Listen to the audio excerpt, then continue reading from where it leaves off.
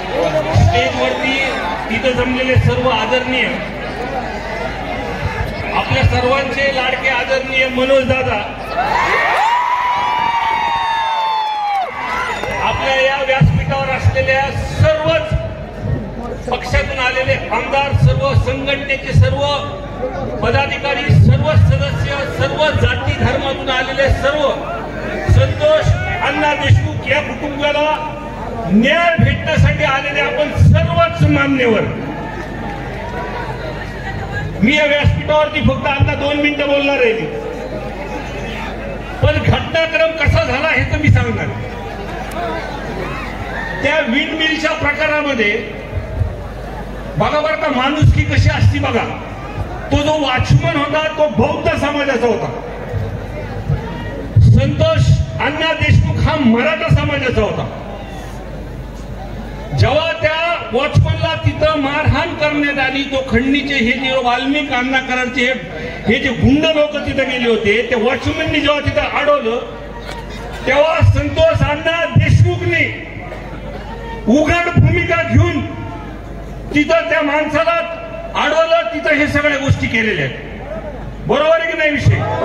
हे जातीपातीचं राजकारण अण्णा आपल्या महाराज उगा जिल्हा आमचा म्हणतो, आमचा जिल्हा पुरोगामी विचाराचा जिल्हा आहे आणि अधिवेशनामध्ये मी ओबीसी आहे आणि पहिला ओबीसी आहे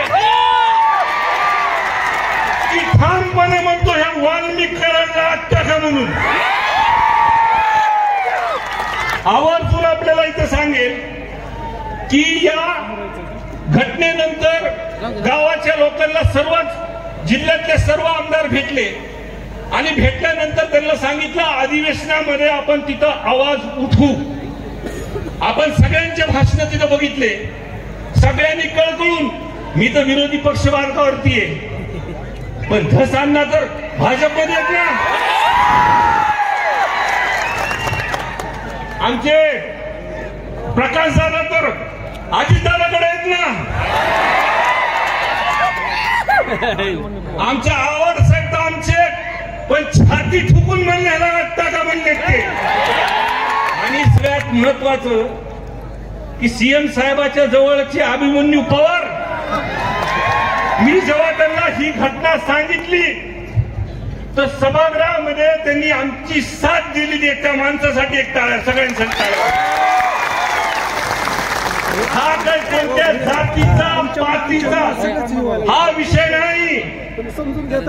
सरकारमध्ये आम्ही सर्वांनी मागणी केल्यानंतर त्या सभागृहामध्ये आम्ही सुरुवातीला म्हणलं होतं की राजकारण आणायचं नाही, म्हणून या सर्व लोकांनी आपल्याला साथ दिलेली आहे तिथं. आणि सर्वांनी बोलल्यानंतर मुख्यमंत्री साहेबांनी, अजितदादांनी, शिंदे साहेबांनी तिथं सभागृहासमोर सांगितलं की दोषी कुणी जरी असेल तर त्याला सोडणार नाही. आमचा एक आमदार म्हणून, लोकप्रतिनिधी म्हणून बारीक लक्ष अण्णा, तुम्ही ज्या सभागृहामध्ये ज्या पद्धतीने तुम्ही तिथं बोललात, अजून 5 मिनिटं जर अण्णा जर तिथं बोलले असते तर सभागृह ढसढस रडलं असतं तिथं.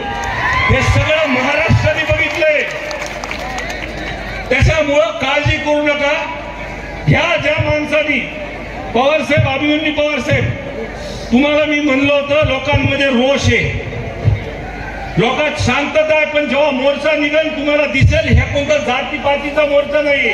ह्याच्यामध्ये हिंदू, मुस्लिम, बौद्ध, 18 पगड जातीचे लोक सगळे या मोर्चामध्ये एक माणूस आपल्याला गेलेला, आपल्या घरचा माणूस गेलेला आहे, त्याला न्याय देण्यासाठी इथं जमलेले आहेत साहेब. आणि ज्या पद्धतीने सभागृहामध्ये सरकारच्या माध्यमातून घोषणा झाली, एसपी साहेबची बदली झाली, ह्या 2-4 दिवसामध्ये कडक कारवाई होती, हे पण प्रामाणिकपणे आम्ही, काही अटक झाले, 2 बंद आहेत, पण सर्वात महत्वाचं की